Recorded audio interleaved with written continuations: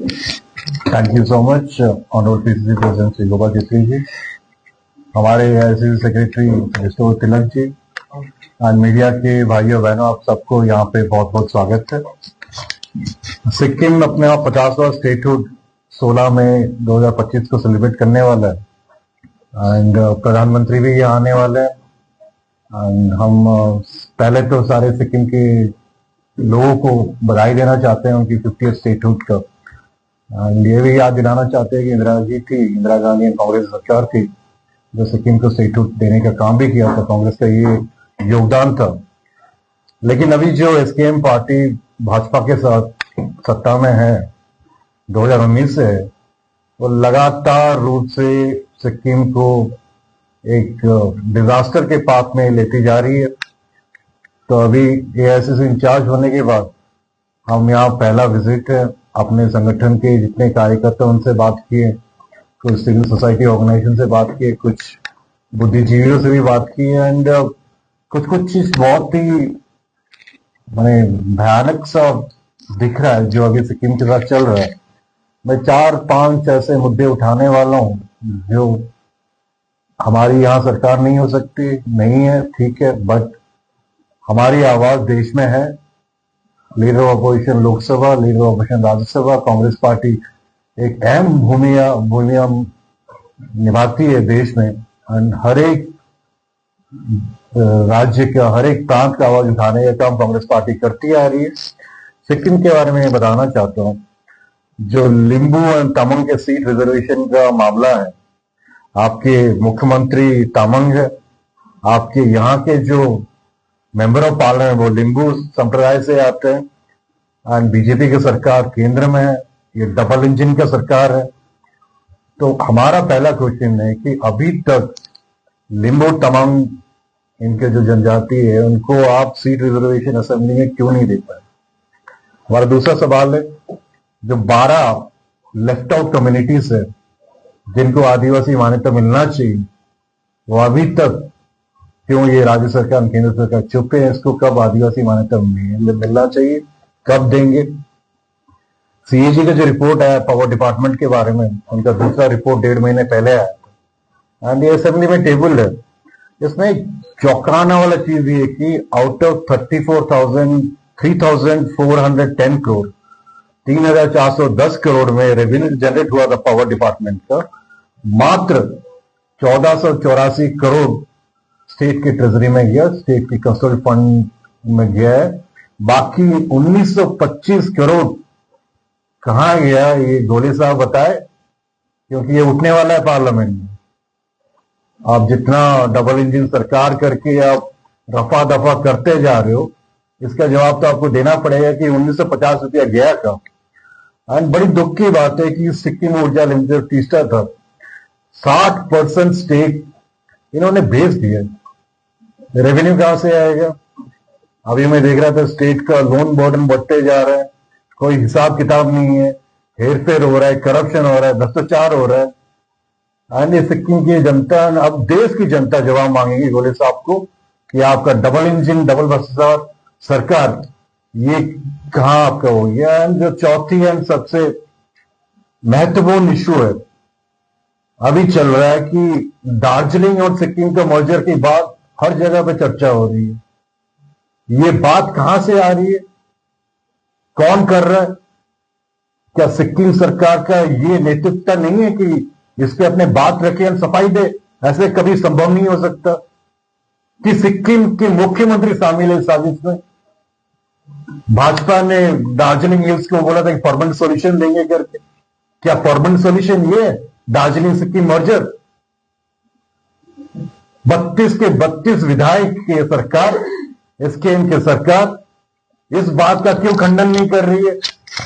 कैसे कोई बात नहीं है, ये र्यूमर से, गॉसिप से। दाल में कुछ काला है, सिक्किम की जनता कभी माफ नहीं करेगी अगर इस तरह की बात है। हम चाहते हैं ये सरकार स्पष्टीकरण करे कि दार्जिलिंग सिक्किम का मर्जर महज र्यूमर से, जो भाजपा ने दार्जिलिंग हिल्स में परमानेंट सॉल्यूशन का जो उन्होंने अपनी बात रखी थी, ये वो परमानेंट सॉल्यूशन कोई भाग नहीं है और ऐसे कभी होगा नहीं है। सुसाइड रेट, आत्महत्या बड़ी चौंकाने वाली चीज है कि सिक्किम में नेशनल एवरेज के मुकाबले 4 गुना ज्यादा यहां पे लोग आत्महत्या कर रहे हैं। क्यों कर रहे हैं? Because of distress. ये मेनली आपका सर्विस इंडस्ट्री है यहाँ पे, जो इलेक्शन चुनाव से पहले बोले थे कि 25,000 नौकरी देंगे, वो 10,000 का जो तनख्वाह देना था वो 6 महीने से सैलरी नहीं दे पा रहे हैं। और जितना कर्ज में डूबा हुआ है सिक्किम, बहुत दिन तक ये लास्ट नहीं करेगा अगर आप कोर्स करेक्शन नहीं करोगे। ये मेन चीज है जो हम उठाना चाहते हैं। कांग्रेस पार्टी ये सारे चीज हम सदन में उठाएंगे, पार्लियामेंट में उठाएंगे, क्योंकि जिस सांसद को आप चुन के वहां भेजे हो वो ये मुद्दा कभी नहीं उठाते। ये उठेगा और हम चाहते हैं ये सरकार जवाब दे, इस पे स्पष्टीकरण करे कि डबल इंजन का फुल मेजोरिटी का सरकार, 32 विधायक का सरकार, केंद्र में एनडीए की सरकार, सब होने के बाद भी सिक्किम क्यों नीचे नीचे होते जा रहा है फाइनेंशियली एंड इकोनॉमिक को। तो यही बोल के मैं अपना बात को यही विराम रखता हूं। अगर आप लोग का कोई क्वेश्चन है तो हम लेने के लिए अभी तैयार है। आप सब इतने कम समय पे हैं, इसलिए आप सबका बहुत बहुत तहे दिल से धन्यवाद। इसमें जो बातें आते रहती है, इसमें पॉलिटिकल जो डिमांड है, तो लिंगो तामांग का इशू हो और ट्राइबल का जो इशू हो, इसमें लिंगो तामांग का बात करें तो लोगों को लिंगो ट्राइबल के साथ मिलने के बाद 4 to 14 आप लोगों की गवर्नमेंट थी सेंटर में, और तब यहाँ की जो गवर्नमेंट थी वो यूपीए की पार्टनर थी, और 2013 या 2013 में हुआ। तो कांग्रेस क्यों फेल हुई, यूपीए गवर्नमेंट क्यों फेल हुई कि 2006 में वो लोगों को सीट नहीं दे पाए? तो ये सरकार भी तो 11 साल से सरकार में है। आप लोग कुछ नहीं हुआ पहले, इसका मतलब ये नहीं कि आप कभी भी नहीं दोगे। हम कुछ नहीं किए थे, इसलिए हम विपक्ष में है। यहाँ पे 0 विधायक है हम लोग का। कुछ कारण थे जो सरकार हम लोग नहीं कर पाए, अगर मानते हो। तभी 11 साल से मोदी सरकार है, डबल इंजन में सरकार 6 साल से, अभी क्यों नहीं कर रहे हो? सवाल तो वही है कि अभी क्यों नहीं हो रहा है। आप लोगों के दिन में डिलिमिटेशन हुआ था, अभी तक डिलिमिटेशन नहीं हुआ है। आप लोगों के दिन में डिलिमिटेशन भी हुआ था में, तो क्यों नहीं दे पाए? बात तो वो भी आ रहे हैं, अभी तक डिलिमिटेशन नहीं हुआ है। आप लोगों के दिन में डिलिमिटेशन हुआ था? नहीं हुआ था, अभी नहीं दे पाए। उसका जो कारण था वो पिछली सरकार का था।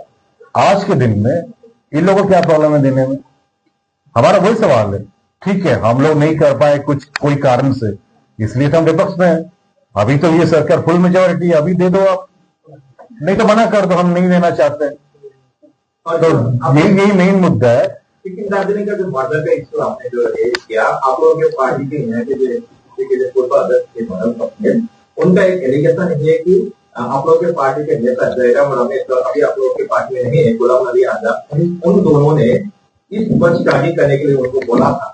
इस बात को सिक्किम दार्जिलिंग मर्डर के इश्यू को एड्रेस करने के लिए आपके पूर्व अध्यक्ष थे, उनको बोला गया था कि जयराम रमेश और गुलाम नबी आजाद थे। अभी तक गुलाम नबी आजाद आप लोगों के पार्टी में नहीं है, तो उन लोगों ने दोनों ने आप लोगों को उनको बोला था कि इस पर काम कीजिए बोल के, और एक यूपीए का या कांग्रेस का एजेंट है बोल के जब पार्टी से रिजाइन किया था तब उन्होंने बोला था। इस पर क्या कहना है?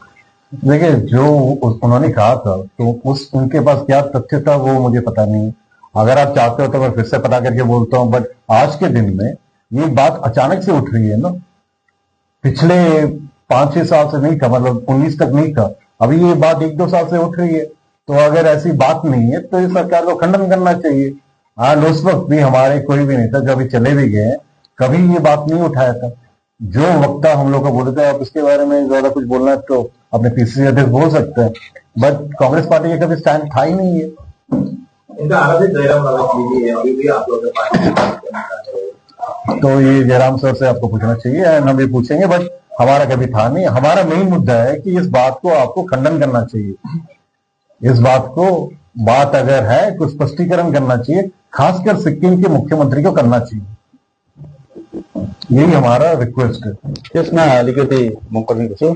जब भरतजी प्रेसिडेंट पीसीसी प्रेसिडेंट रहे थे, उनको उसी समय उन्होंने वो बात नहीं की। जब रिजाइन करने के बाद जब पार्टी से अलग हुए, तो पार्टी से अलग होकर वो बात करना, वर्बली बात करना, तो उनका एक वो स्टैंड भी हो सकता है। पार्टी का कोई एलिगेशन लाने के लिए उसका कोई स्टैंड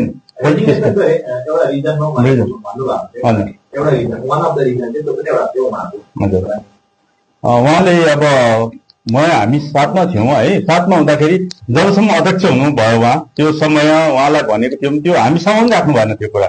जब उहाँ अध्यक्षदेखि बाहिर जानुभयो तब उहाँले भन्नुभयो अब हरेक राजनीतिक पोलिटिसियनहरूले त्यही गर्दैछ, एउटा पार्टीभित्र बसेर जब उहाँहरू त्यो पार्टीमा हुनुहुन्छ त्यति बेला त्यो पार्टीभित्र के हुँदैछ त्यो कुरा निकाल्नु हुँदैन, जब पार्टी छोडेर जानुहुन्छ त्यो कुरा निकाल्नुपर्छ भने त्यो त एउटा पोलिटिकल स्ट्यान्ड पनि हुनसक्छ, किनभने जानुको लागि एउटा केही न केही कारण चाहिन्छ हो, त्यो कारणहरू पनि बनाइन्छ, यो पोलिटिकल एउटा स्ट्यान्ड नै हो नि, त्यसलाई स्ट्यान्डको रूपमा लिइन्छ। Gopalji, let us not get diverted from the key issues of today. which is basically happening in city.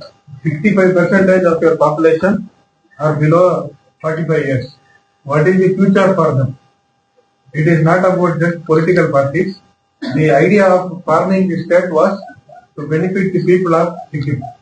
So let us keep focus on the key issues of corruption and the other issues. And the questions related to the future of Sikkim will be very much useful for the people of Sikkim. इसमें I just want to add, हमेशा ये होता है कि जब भी हम बेरोजगारी की बात करते हैं, पार्लियामेंट की बात करते हैं, इट्स वेरी इंपॉर्टेंट। अब बेरोजगारी की बात करते हैं, महंगाई की बात करते हैं, ये लोग औरंगजेब एंड बाबर की बात करते हैं। ये होता है उनका डाइवर्जनिंग टैक्टिक्स। 11 साल काफी लंबा टाइम है, 6 साल भी काफी लंबा टाइम है, डबल इंजन की सरकार है, पूरा फुल मेजॉरिटी है। आपको हमारी सवाल का जवाब दो कि आज के डेट में आप क्या कर रहे हो। औरंगजेब और बाबर को जाने से कोई फायदा नहीं है, टीपू सुल्तान पे जाने से कोई फायदा नहीं है। आप आज के डेट में क्या चल रहा है सिक्किम में, उसका जवाब दीजिए। One more point I would like to add. We should take the case of Manipur also, where the former CM Biren Singh was very much encouraged by the Home Minister and the present central government, and he was projected beyond his stature. The same way, the present CM in Sikkim is also taking it as a personal publicity machinery, and he is trying to project himself only rather than really working for the people of Sikkim. This is something which you people have to highlight. Instead of worrying about the roads which is connecting from Bagdogra airport, which is the nearest airport, where it takes more than 4.5 hours, and for all medical facilities, it is unfortunate that the people of Sikkim have to go to Siliguri. And for most of the jobs, you will have to migrate. Yesterday, while coming here, we had food just near Rangpur. People have worked in South India. Most of them 4 or 5 years, and they are coming back and trying to settle down here. So instead of focusing on all issues of employment, education, health, let us not get unnecessarily diverted into this entertainment politics, which is just highlighting few leaders, and they are very happy to keep the youngsters focused on all these trivial issues rather than focusing on the livelihood issues of Sikkim. This is my request, and our member of parliament, who is also in charge of 4 states, along with him, I am also working here. In the next 2 months, along with our PCC president, we will be visiting all the 6 districts to find out what is the situation of the people over there, what are the local issues in each district, and we will also try to strengthen our organization to connect with the local people and create awareness regarding these issues which has been highlighted by our in charge today. So I request all the media people also to give appropriate importance for the subject which is being discussed. Thank you very much. So, thank you. Sorry पापा, मेरा selection नहीं हुआ। It's okay बेटा, चलो दोबारा मेहनत करते हैं। सूर्या है, सुकून है। 6 रुपयामा 1 करोड, 1 करोड 6 रुपयामा, केवल 6 रुपयामा 1 करोड, 6 रुपयामा 1 करोड। के 1 करोड केवल 6 रुपयामा? किन्नुहोस् डेढ साप्ताहिक लटरी केवल 6 रुपयामा अनि जित्नुहोस् पहिलो पुरस्कार 1 करोड रुपैयाँ।